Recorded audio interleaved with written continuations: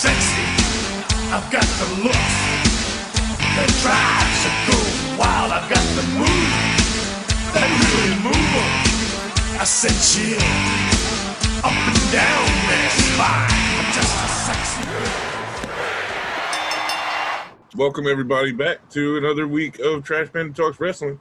I know we're looking a little different today. Still got Lloyd via remote over there. He's over there. Hi. We're going to be in the studio today, but I haven't finished building my studio. So I bring you the Palace of La Trashion. And I bring you the place in the South End that I shouldn't be able to afford, but somehow can. How you doing? I'm still wonder where you get money from. I really do.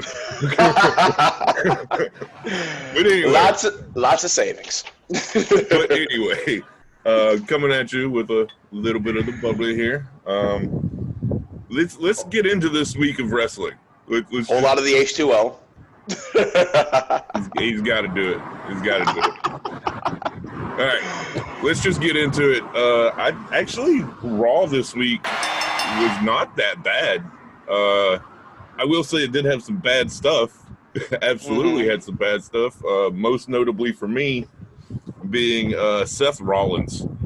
Seth fucking Rollins. Look, we already know that you threw up while taking out Rey Mysterio's eye. I didn't need to hear you say eye for an eye 15 more times. I hated everything about that. Although the match that followed was pretty good. The opening promo was dog shit. Mm-hmm. It's just... Oh, boy. Well... I mean, I have to do it best and worst in chronological order for it to make sense. But my best for this week was, actually, should I do Extreme Rules? Do we even need to mention the weirdest pay-per-view ever in existence? I mean, for me, Extreme Rules was simple. The best was Sasha and Asuka until the end, and the worst was everything else. I don't know, man. The swamp fight was not that bad, and it brought the Fiend back, even if it was for 2 seconds at the very end. I actually enjoyed the swamp fight. I mean, it was fine, but to me, it didn't really serve a purpose other than bringing the Fiend back in a match that neither one of them technically won. And I feel like that could have been in the middle of the card rather than in the main event. But you know what? I've seen worse, so fair enough. WWE does really good with the cinematics, though. They do. If we had an action movie in The Undertaker at WrestleMania, it was WrestleMania, right? Yeah, WrestleMania versus AJ Styles. Yeah, versus AJ.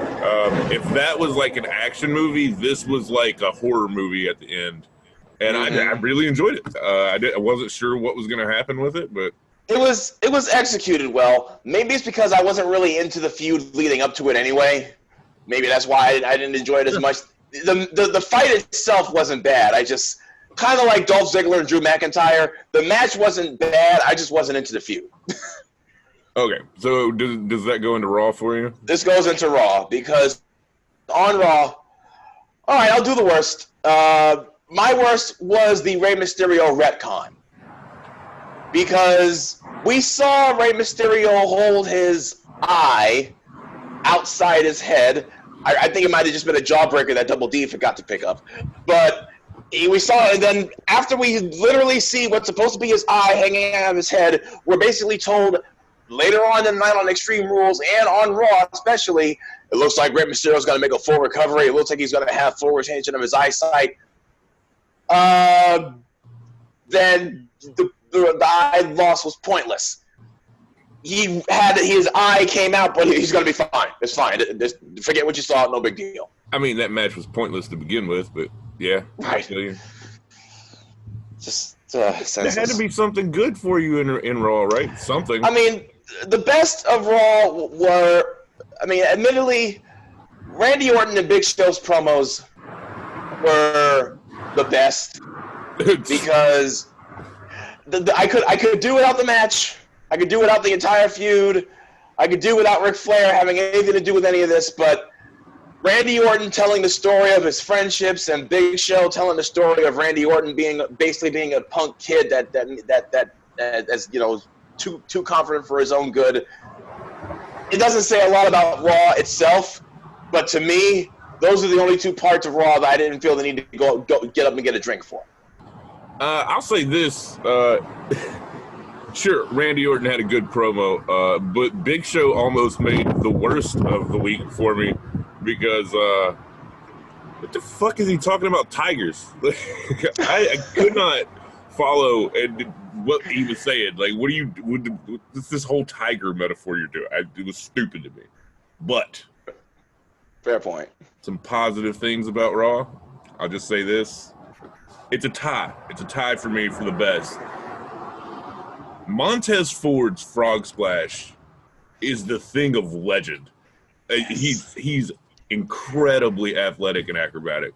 Mm-hmm. But as good as that frog splash was, it was not as good as getting Mustafa Ali back in action. Yes. Love to see the guy. Had a phenomenal match. He got the pin over the champion. Mm-hmm. Yeah, just a solid return. Mustafa. It was good. It was good to see Mustafa Ali back, although seeing him come back was just a reminder to me of how far Ricochet and them have fallen to the point where he is the biggest story out of what could have been, and easily all three of them being on the same level. Mustafa Ali is the biggest star out of the three of them. Good for him. Shit for the other two. Oh, and yes, they had that nice spot where they threw everybody out of the ring and did the flip with the pose landing. Oh, it was phenomenal. Sick. I like that. It was great. I like that. Okay. So Raw was fine. Yeah.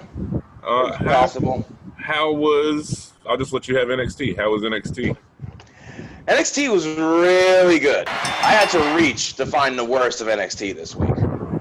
But my worst for NXT this week, even though I don't think it necessarily was bad, it was just the worst thing on the actual show.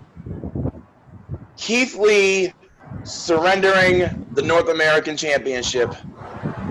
Although I understand why he did it, because he's the NXT champion, so being the North American champion, like he's an unselfish babyface who wants to give other people an opportunity to win the North American Championship. Now, personally, I would have loved to see him have a long, or at least a semi-long reign as a double champion, drop the North American Championship maybe 2-3 months down the line, and then keep the NXT Championship. I would love to see him be a double champion. So him dropping the title was a great story. It makes him look unselfish, and it gives these other guys an opportunity. But personally, I was kind of disappointed because I haven't seen a great double champion since Seth Rollins was the United States and WWE champion. But that's a minor gripe. Best of NXT was Oney Lorcan's match, which this is a guy who I didn't really know what to make of him maybe 3 or 4 months ago, and apparently neither did Jerry Lawler because he couldn't pronounce his name. But he is coming into his own, and he looked great this week, even in defeat. And a night that had tons of stellar wrestling up and down the card, Oney Lorcan, for my money, was the best of NXT. Well, all right. NXT's fine and all, but as you know, there's a better show on Wednesday nights. There is. And I'm gonna take my podium and I'm gonna talk about it. Let me just say, this week's episode of AEW Dynamite was quite possibly one of the best episodes of wrestling in the history of wrestling. It was, from start to finish, AEW this week was just amazing. It's always hard for me to find something bad about AEW, but there was one thing that really, really kind of pissed me off. I was actually excited to see Ivelisse in action. I have not seen her in action for a long time. She's a phenomenal, great wrestler. And then in the middle of her match, they just had Big Swole cut a promo, put the match in the little screen, put the promo in the big screen. She wasn't even watching the match with her neck turned all weird. Wasn't even doing that. She was just talking about Britt Baker, who has nothing to do with this match. AEW, don't do that shit. You pissed me off. In the middle, that was a real WCW move right there. That was a WCW move right there, where they cut away to the back and have Rey Mysterio talking about why did Hulk Hogan turn on, and like this really just. But it was it pissed me off that I had to be distracted by this other promo while I'm trying to watch this actually really great match between Ivelisse and Diamante, which, by the way, that match, the ending of it, surprise roll-up, sucks.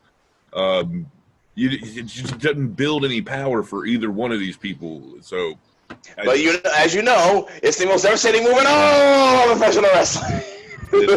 Surprise roll. I mean, at least AEW doesn't do it like 3 times a night, but right. Exactly. It was still bad. I didn't hate that it was a surprise roll-up. I just hated... Well, yeah, I did. Because, like I said, it kills both of those characters dead in the water. However, let me talk about all the great things that happened in AEW this week. You had the opening match for the TNT title with Cody and Eddie. Fantastic match, a little bit brutal for some people's taste, with breaking out the thumbtacks and whatnot, because slamming on somebody on thumbtacks is not fake. You actually just have to take that. So impressive match there. Oh my God. The Young Bucks versus Butcher and the Blade. I didn't know the Young Bucks were the new Hardy Boys. I didn't know that they had passed that off to them. But they definitely are. That spot at the end of that match with jumping off the entrance tunnels, double splash, swanton bomb, elbow drop, through tables, so good. I watched it and just went, what the fuck? My neck was hurting for like 5 minutes. I'm like, oh my God, how did they? But AEW, as they typically do, save the best for last. A little controversial, but man, Sammy Guevara's swerve making me think that he was Serpentico, and he could have been the entire time. He could have been wrestling the entire time. Serpentico could have just been Sammy Guevara the entire time. But when he took the mask off, I was just like, no, shit, no. So it's a tie for the best on AEW between the Young Bucks and Sammy Guevara, because you can say what you want about Sammy. I think he's actually learned a lot. I think he's a good guy. I think he's a great wrestler. I've been a fan of him for a long time. He just needs to leave Sasha Banks alone, and we'll be fine. Yeah, that would be helpful. But yeah, AEW, arguably one of the greatest nights of wrestling in a very long time. If anybody could do it, it's AEW, which brings us to another week of Smackdown. Let me just get ready for this. Okay. So, what do you want first? The best or the worst? How do we? Give me the worst, because we like to end on good notes. All right. So the worst thing about Smackdown was the fact that Smackdown is a television show that aired this week on Fox again for the however amount of time consecutively that it has aired on Fox since it got to Fox, and the fact that it was on television passed whatever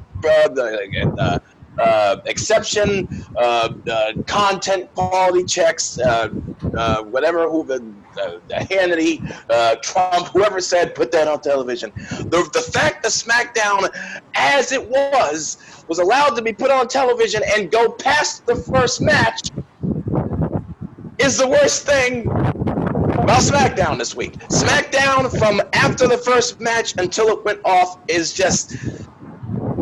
I mean... there was some redeeming qualities. I don't know what they are, but I feel like there was some good stuff in there. I don't know.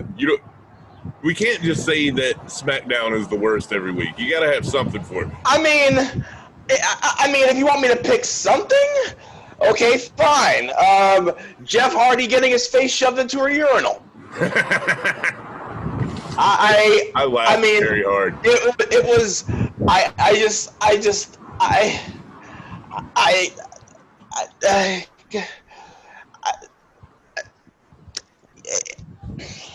I will give an honorable mention for worst of the week to Kofi Kingston telling Big E to put his meat on his meat. That was weird. I didn't know how to handle the response to that. I was just like, did he just actually tell him to put his meat on his... That's Kofi. Kofi, you have a wife. You have kids. Don't let your kids hear you say that ever again. But the worst for me was the bar fight, but it was not the urinal. It was the stupid talking that went on beforehand. I'm sorry, Jeff Hardy, you are not a bar. You are a human being. You are not a lamp on the wall. You are not that mirror or that window or the bar you're sitting at. You are a person. So, yeah, you quit talking like an idiot, Jeff. Also, honorable mention for the worst for me, JBL's chime-ins were just very nobody cares, and they actually made me even less. It made me anticipate the bar fight even less than I would have without him chiming in. Like, I didn't even recognize him at first. I had to be like, who the fuck is that again?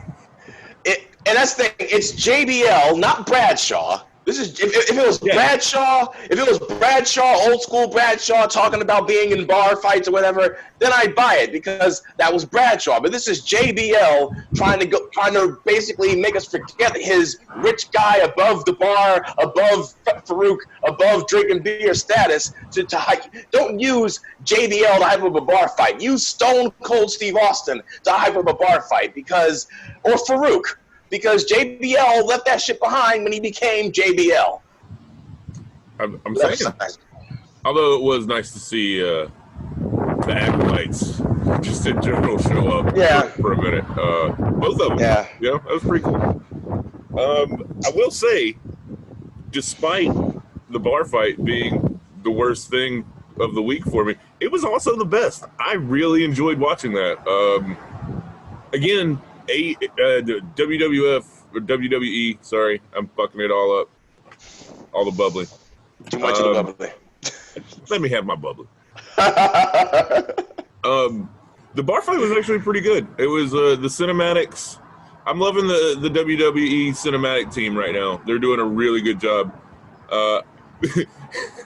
Jeff Hardy just throwing basketballs at Sheamus. Like, I died laughing. And if you make me laugh in a good way during a match, I'll give it an up. Thumbs up. That's why I can't even say the bar fight was the worst. Just the urinal spot for me was the worst because the bar fight itself, it was different for a SmackDown television show. I mean, even when they were doing things on television, they didn't have things like this. So I give them points for doing something different. Not since the Booker T Stone Cold supermarket fight have I seen something so elaborately done on SmackDown. And to me, that is still the greatest SmackDown segment in history to not happen in the arena. Is the Stone Cold Booker T supermarket fight. So fair enough. But the best of SmackDown this week: Michael Cole, Sasha Banks, and Bayley on commentary. Just not since Gorilla Monsoon and Bobby Heenan have I heard just a two. And Corey Graves didn't even need to say anything. He just sat there most of the time and just let them go at it. Michael Cole going back and forth with Sasha and Bayley. I was laughing and laughing and laughing. That is some of the best work Michael Cole has done all year. Sasha and Bayley obviously one of the best acts on television in WWE. Michael Cole held his own, though. Michael Cole held his own against Sasha and Bayley, and that was just the banter between those three, best of SmackDown. It was worth it for that. Which is rare that Michael Cole does a good job on announcing, like ever. So I mean, let's be honest. Michael Cole was a lot better announcer before he went to Raw in the late 2000s. Him and Taz on SmackDown, even though Michael Cole was a tool, him and Taz on SmackDown was Michael Cole's best work.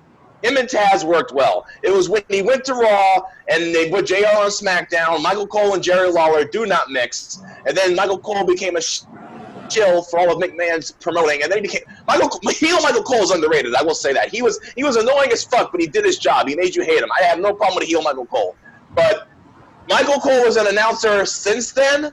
Okay, fair enough, but Michael Cole is not bad. He has just not been the same since he left Taz on SmackDown. I'll give you that. That's fine. He just sucks now. Anyway. He does suck now. I'll admit that. But him and Bayley and Sasha, great. I do want to give an honorable mention for Best of SmackDown to a very underrated, often overlooked superstar. Shorty G, man. You put on a hell of a show this week. I was watching that match going, holy shit, it's the new Kurt Angle. Like, yes. He is killing it. Love it. Shorty G, keep that shit up. Yes. You're never going to get a push, but, like, keep it up, man. Yes, please. Vince, please let him keep it up. Thanks. That's it. You did the Kofi thing. I don't like that. There's kids watching this. There's no kids watching this. All right, there are bad parents. That brings us best and worst of the week. The whole week. Yep. Well, my best. I'm sorry to say it. My worst of the week. You know what? For the sake of not being repetitive, I'm going to change my worst of the week from being SmackDown as a television show to. I'm going to change that. I'm going to change it. I'm going to switch it midway. I'm going to change it from that to the fact that. Okay. I know I've been dogging on Ric Flair a lot. I'm not gonna crap on Ric Flair himself this time. I'm just gonna say that Ric Flair being involved in the Randy Orton Big Show storyline and his mention this week on Raw from Big Show and Randy Orton holding up Ric Flair as now Ric Flair stands by my side, but let's hope that, and Big Show being, I've lost all my respect for Ric Flair. Christian, I've lost all my respect for Ric Flair. Just a reminder that Ric Flair does not belong in the storyline. And I feel like this whole Christian and Edge and Big Show, the fact that Big Show is being touted as longtime friends of Edge and Christian, when Big Show spent most of his career feuding with Edge and barely even being involved with Christian, is bullshit enough in itself. But Ric Flair's place in this storyline is not just the worst of the week, it's the worst of this entire month on SmackDown. And I'm only saying that because I'm trying not to do the whole SmackDown's the worst every single week. So I'm just saying for this week and for the month that preceded it, Ric Flair's involvement in the Randy Orton saga is bullshit and needs to go away. Okay, fair enough. I don't think it'll last that long, so you might be in luck there. But for me personally, worst of the week was the start of the week. Seth Rollins' Monday Night Messiah gimmick, it needs to go away. I'm tired of it. I like that he's got not Buddy Murphy, just Murphy. I like him. I like their little crew. I think they're going to build a pretty decent rivalry with Aleister Black, but just drop that gimmick, please. Yeah. It's stupid. I love Seth Rollins as a heel. He plays a good heel. Oh, yeah. Just not that heel. Right. He doesn't need to be straight to society CM Punk 2.0. Yeah, because it feels CM Punk did it a lot better. Yeah, it just feels forced, and you can tell when Seth is being scripted, and I just hate it.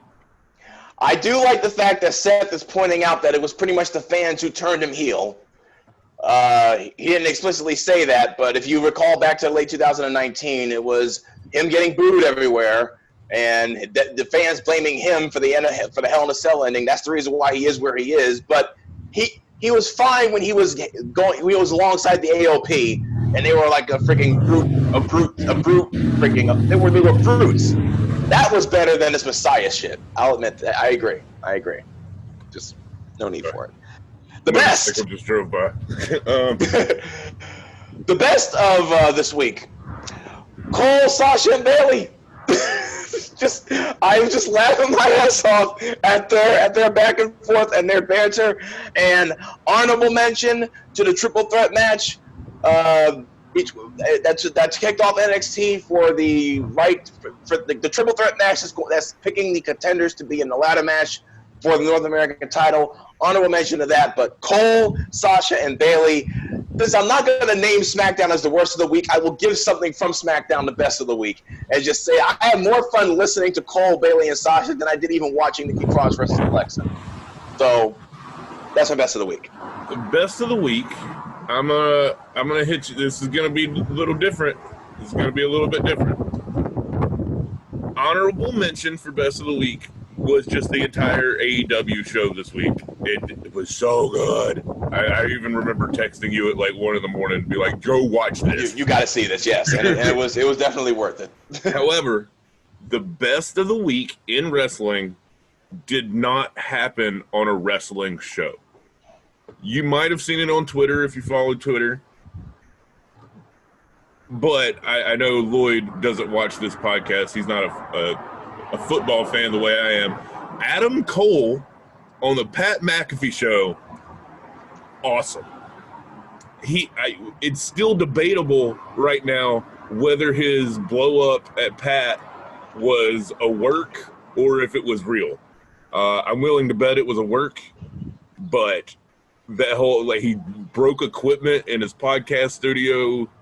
It was great. If it was a work or a promo, nailed it. Adam Cole, good job, man. And I don't even like NXT. Nice. I'll have to look that up on YouTube. See how that went. Oh, it's hilarious. It's only like 5 or 10 minutes, but Pat McAfee basically calls Adam Cole like a little man, like a small guy, and Adam like blows up on him. It's great. It's absolutely great. Definitely check it out. Nice, will do.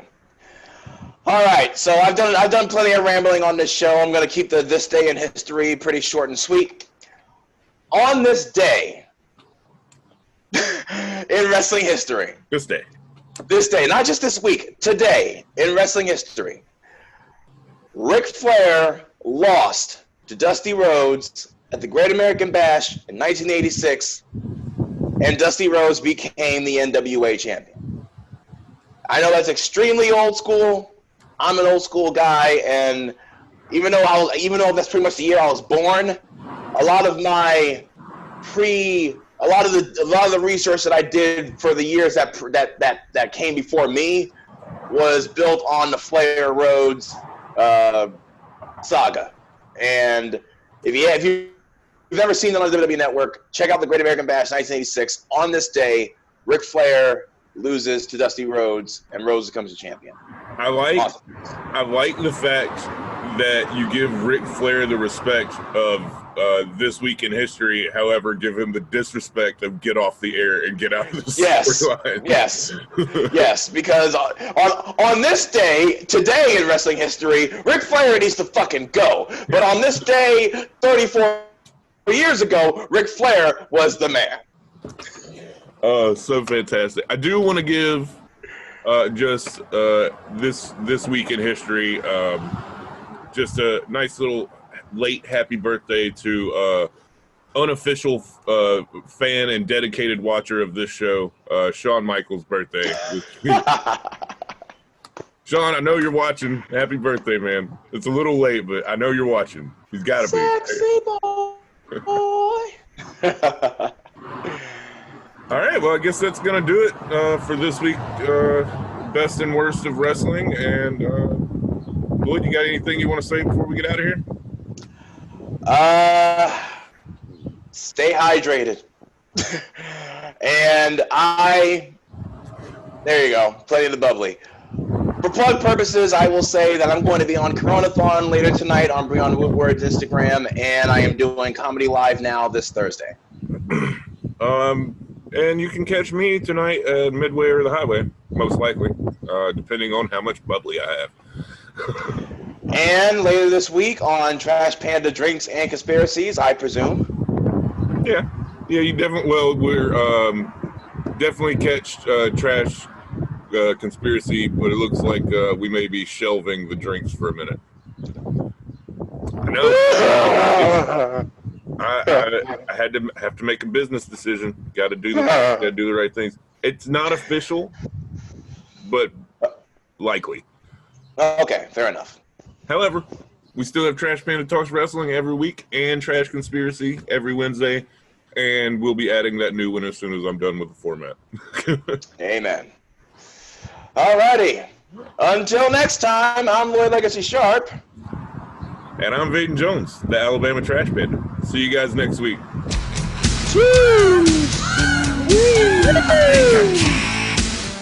know I'm sexy.